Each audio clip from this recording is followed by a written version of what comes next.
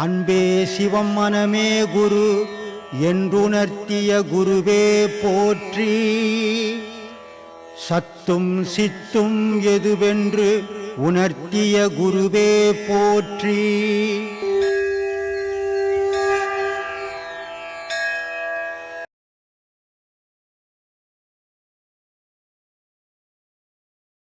படைப்புகள் அனைத்துக்கும் ஒரு நோக்கம் இருக்கும் சாமி. உண்மையில கடவுள் நோக்கம் என்ன? ஒழுக்கமா வாழ்ந்துட்டு வாடான்னு படித்தான். அனர்த்தமா வாழ்ந்துன்னுக்குறோம். இதுதான் நம்ம நோக்கம்.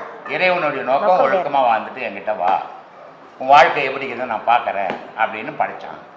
நம்ம அனர்த்தமா வாழ்ந்து கடவுளை பற்றியே நினைக்காம இந்த உலகத்தோட பாழாயின்னுக்கிறோமா? இதுதான் நோக்கம். கண்டவர் விண்டதில்லை, விண்டவர் கண்டதில்லை, ஆனால் கண்டவனிடம் இறைவன் பேசுவாரா சுவாமி?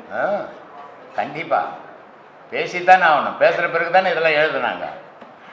இறைவன் பேசாத நீ நான் எழுத முடியுமா? மகாபாரதம் முடியாது. நீ நான் எழுத முடியுமா? குரான் நீ நான் எழுத முடியுமா? பைபிள் எவங்கிட்ட இறைவன் பேசுனானோ சிவபுராணம் நீ நான் எழுத முடியுமா? திருக்குறள் நீ நான் எழுத முடியுமா? படித்தவங்க தானே எழுத சொல்ல பார்க்கலாம். எவனாலும் எழுத முடியாது. ஒரு பாட்டு எழுதுனா 9 குறை இருக்குது. அதில் அவங்க எழுதுறதுல குறைய கண்டுபிடிக்க முடியல. ஏன்னா இவன் மனுஷனாக பணத்துக்காக எழுதுனா குறைகள் வரும். அவன் கடவுளாந்து கடவுள் நிலையிலிருந்து எழுதும்போது குறையே கண்டுபிடிக்க முடியல. அதனால் இறைவன் பேசும்போது தான் குரான் பிறந்தது, இறைவன் பேசும்போது தான் பகவத்கீதை பிறந்தது, இறைவன் பேசும்போது தான் பைபிள் பிறந்தது. உடல் வளர்த்தேன் உயிர் வளர்த்தேன் என்று இருக்க உடலின் மீது பற்று இல்லாமல் ஏன் இருக்க வேண்டும் சாமி? அவர் சொன்னது வேற. நீ எப்பாவது உயிரை வளர்க்கணும்னு வளர்த்து உடலை வளர்த்துக்கிறியா? இல்லை.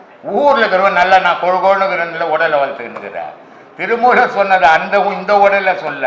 அவர் உத்தம குடி இருக்கிறான்டா உள்ள, அதனால ஓம்பினேன் என்றாரு, இதை பாதுகாத்தன்றாரு.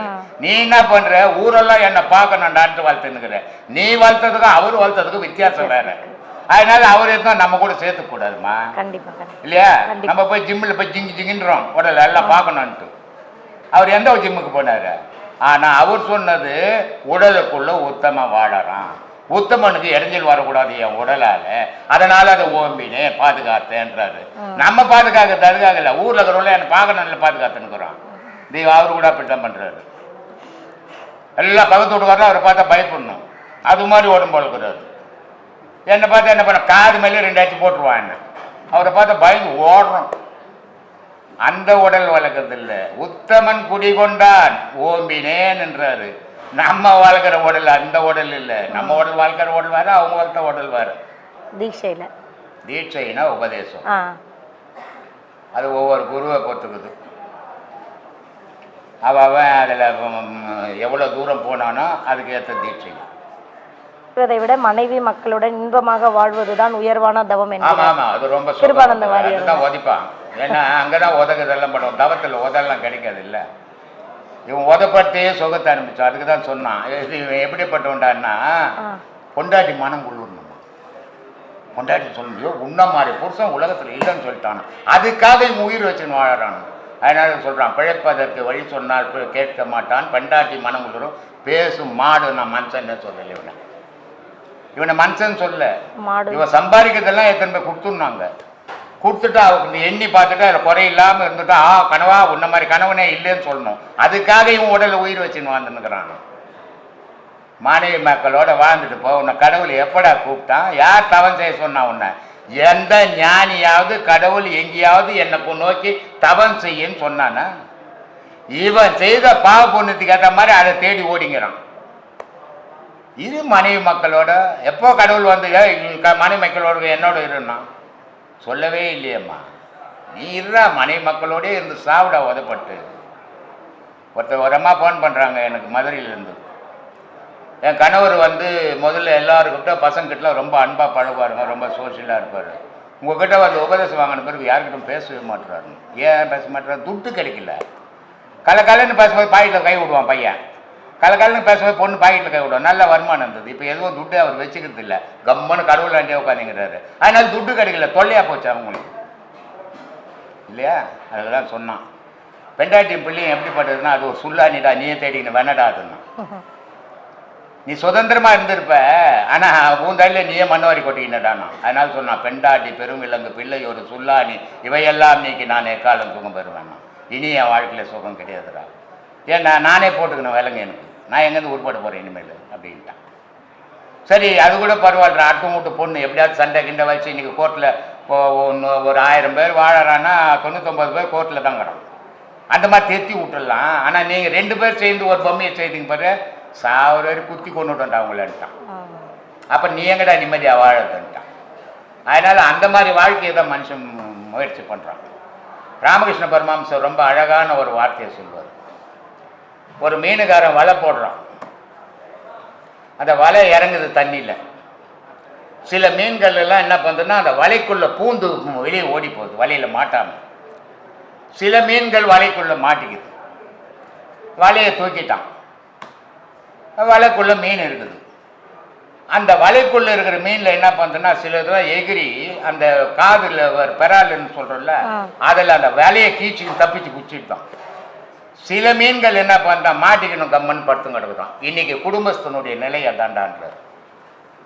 அதுலேருந்து வெளியே வர முயற்சியை அவன் பண்ணுறதில்ற, அதிலேயே படுத்து கிடக்குறான்டா. அருமையான விளக்கம் அப்படின்றார். அந்த மாதிரி வாழ்வு தான் மனிதனுடைய வாழ்வு. இன்னைக்கு யோக நிலையில் சிறந்தது பக்தி யோகமா, ஞான யோகமா, இல்லை கர்ம யோகமா சாமி?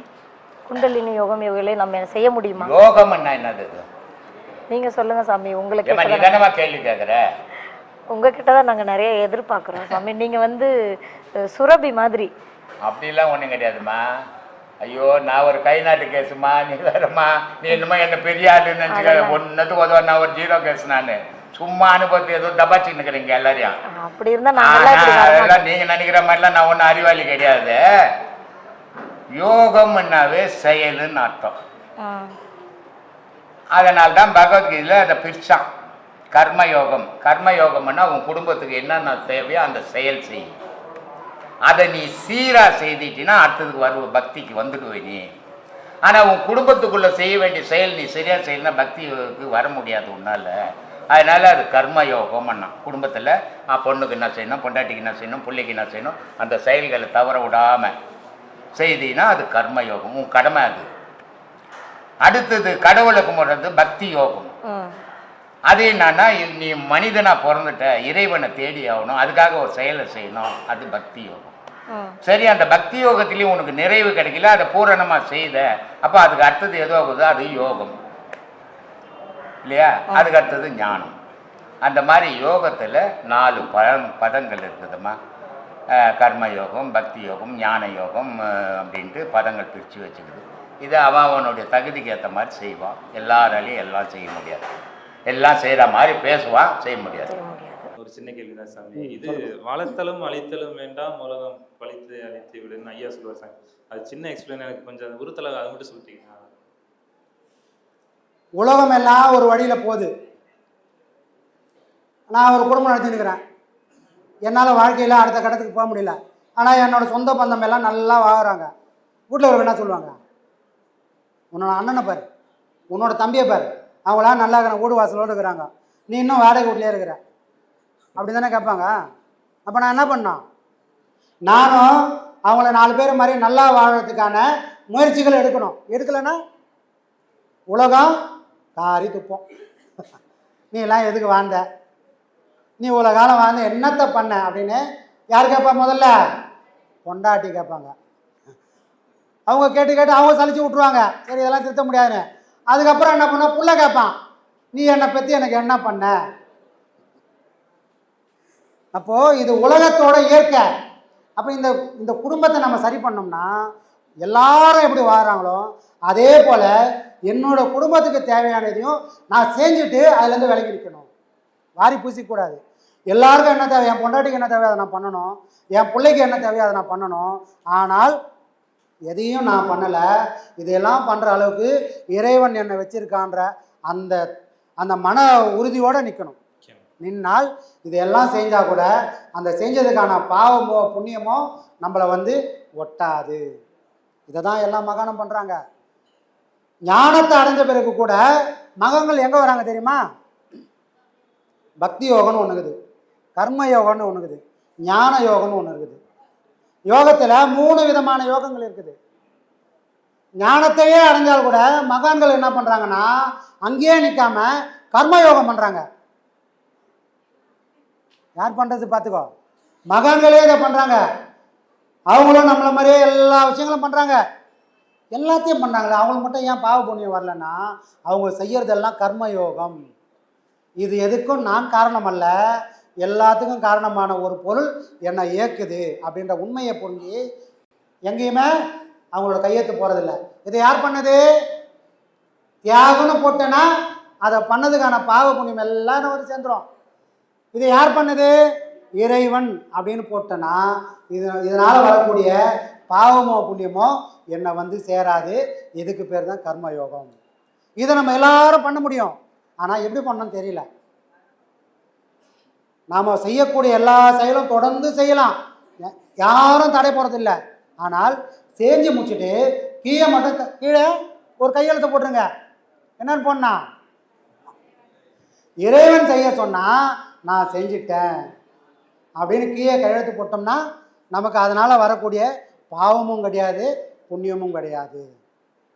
இது ஒரு மந்திரம், இது ஒரு தந்திரம்.